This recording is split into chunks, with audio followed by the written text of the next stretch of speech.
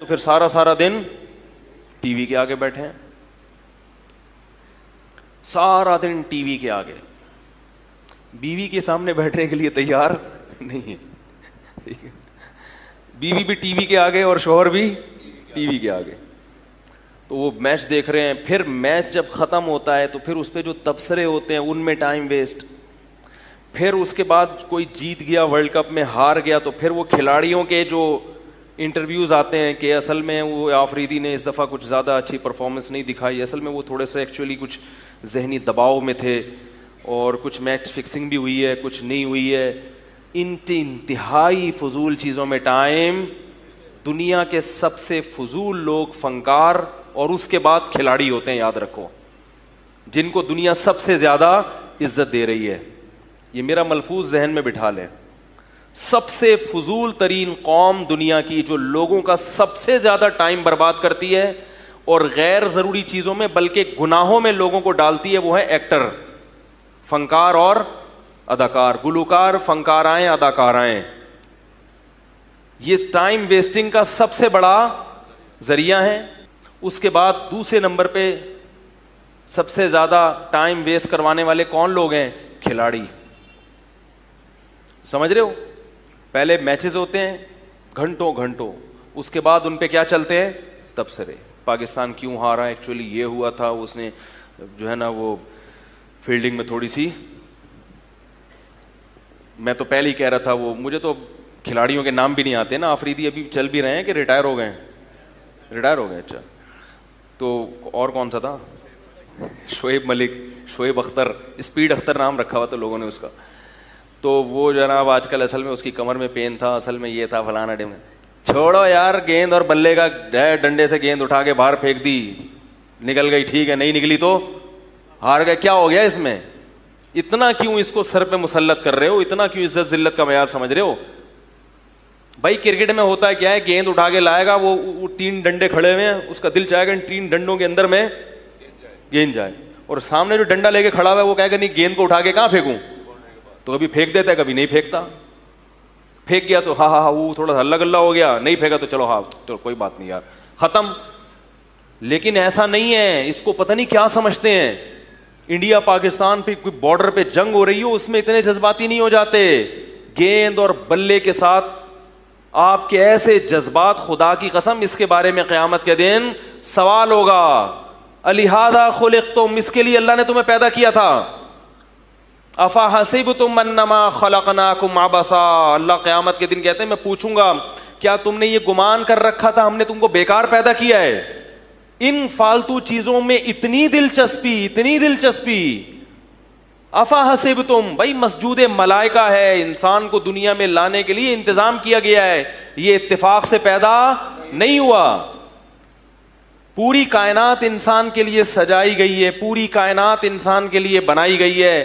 پھر جب پیدا کیا فرشتوں کو اعتراض ہوا کہ کیوں, اللہ نے کہا اعلم ما لا تعلمون, اس کے بارے میں وہ کچھ جانتا ہوں جو تم نہیں جانتے. پھر فرشتوں کو حکم دیا اس کو سجدہ کرو, بہت عظیم مخلوق پیدا کر رہا ہوں. فرشتے جب یہ دیکھتے ہوں گے کہ کرکٹ کے چھکوں پہ کیسا 2-2 فٹ اچھل رہے ہیں یہ پوری قوم, اور چوکوں اور چھکوں پہ جناب ایسے ان کے جذبات, کسی کو ہارٹ اٹیک ہو رہا ہے, کوئی بے ہوش ہو رہا ہے, کوئی خوشی سے پاگل ہو رہا ہے, کسی کے آنکھوں سے آنسو نکل رہے ہیں, تو فرشتے کہتے ہوں گے اللہ اس کو سجدہ کرایا تو نے, اس سے زیادہ مہذب تو ہم ہیں. نسبح بحمدک ونقدس لک, جو ہر وقت باوضو ہو کے تیری حمد و ثنا کرتے ہیں, اس کو بنا دیا تو نے مسجود ملائکہ. اللہ کو پتا تھا ایسے لوگ ہوں گے, اس لیے اللہ نے کہا اعلم ما لا تعلمون, میں جانتا ہوں جو تم نہیں جانتے. کیا مطلب؟ اس کے علاوہ بھی کچھ لوگ ہوں گے, سارے ایسے نہیں ہو جائیں گے. تو اس لیے میرے بھائی سارا دن انہی فضولیات سے فرصت ملے گی تو اللہ کے پیغمبروں کی دعوت سننے کا ٹائم ملے گا آپ کو. انہوں نے کیا کہا ہے, ہم کیوں دنیا میں آئے, کیوں پیدا ہوئے, ہم سے کن باتوں کا قیامت کے دن سوال ہوگا. ان سوالات کی تیاری کے لیے ٹائم نہیں ہے, سننے کے لیے ٹائم نہیں ہے, تو تیاری کے لیے کہاں سے ٹائم ہوگا.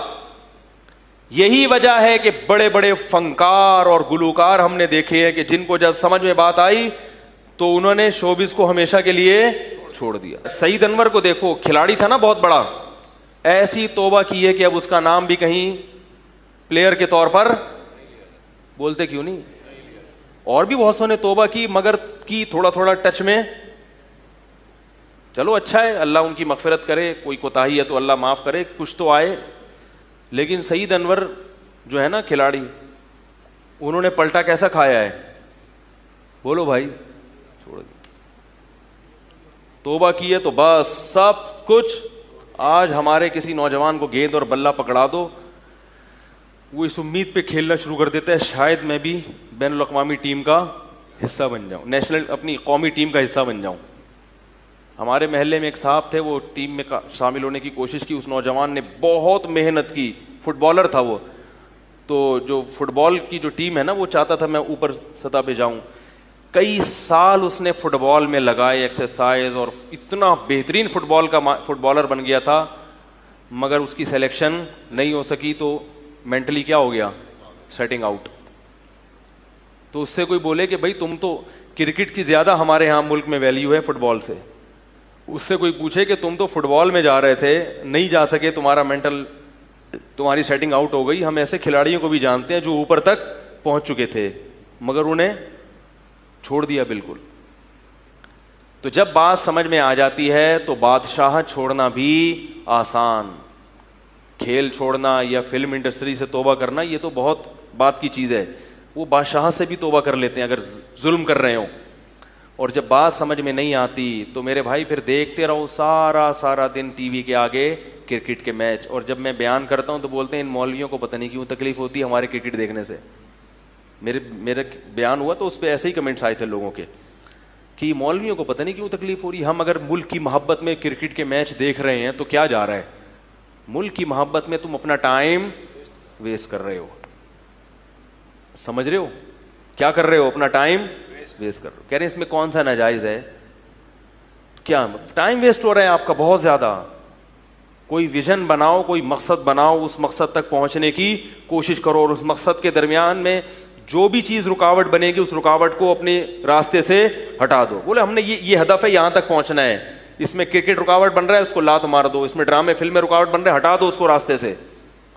اور اگر کوئی ویژن ہی نہ ہو, کوئی مقصد ہی نہ ہو, پھر دیکھو بھائی, کیونکہ پھر تو لائف کو انجوائے کرنا ہے تو پھر کرکٹ بھی دیکھو, فلمیں بھی دیکھو, بلکہ میں کہتا ہوں پھر گٹکے بھی کھاؤ, اور پھر تھوڑا سا سٹے مٹے بھی لگاؤ, اور پھر پینے پلانے کا جو لوگ کہتے ہیں, میں نہیں پیتا الحمدللہ, جو پینے والے ہیں وہ کہتے ہیں پینے میں جو مزہ ہے وہ کسی اور چیز میں نہیں ہے, وہ پھر پیو. کیا کرو بھائی؟ پیو, پھر اس میں بہت مزہ آتا ہے, سنا ہے. ٹھیک ہے, تو پھر تمیز سے مزے اڑاؤ نا. پھر یہ کہ آدھے تیتر آدھے بٹیر. قرآن مجید میں اللہ تعالیٰ کے ارشاد ہے, قد افلح المؤمنون الذین هم فی صلاتهم خاشعون والذین هم عن اللغو معرضون. مومنین کامیاب ہو گئے جو نمازوں میں خشوع پیدا کرتے ہیں اور لغویات سے اعراض کرتے ہیں. لغو کام جس کا نہ دین کا کوئی فائدہ نہ دنیا. میں آپ کو انٹرٹینمنٹ سے یا تفریح سے منع نہیں کر رہا, ٹائم ویسٹنگ سے منع کر رہا ہوں. تفریح وہ کرو جو صحت کے لیے بھی اچھی ہو اور اس میں کچھ نالج بھی ہو آپ کو. کرکٹ کی نالج سے کوئی فائدہ نہیں ہے. ایک صاحب کہہ رہے ہیں مجھے سب پتہ ہے کہ ظہیر عباس نے کتنے چھکے مارے تھے, میاں داد نے کتنی سینچریاں بنائی تھیں, اور پوری رپورٹیں پرانے پلیئر کے بارے میں بھی سب کا پتہ ہے. ایسے لوگ ہوتے ہیں, اتنی دلچسپی ہے کرکٹ سے, جو پوچھو بتائیں گے. میں نے کہا میری نظر میں ان چیزوں سے جاہل رہنا, یہ معلومات سے چھوڑ دیا. کرکٹ کھیلنا برا نہیں ہے, کھیلو, آپ میدان میں جا کے کھیلو, ایک کھیل ہے, جائز تفریح ہے.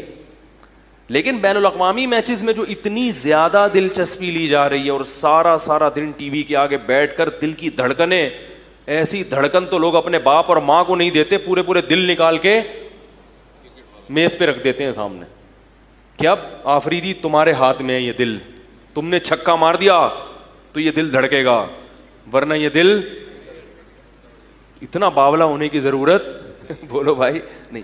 ٹائم ویسٹنگ ہے, حلال حرام کی بات نہیں ہے, کرکٹ کو ناجائز کوئی بھی نہیں کہے گا, لیکن ایسی چیز میں ٹائم کیوں ضائع کر رہے ہو جس کا نہ دین کا فائدہ نہ دنیا.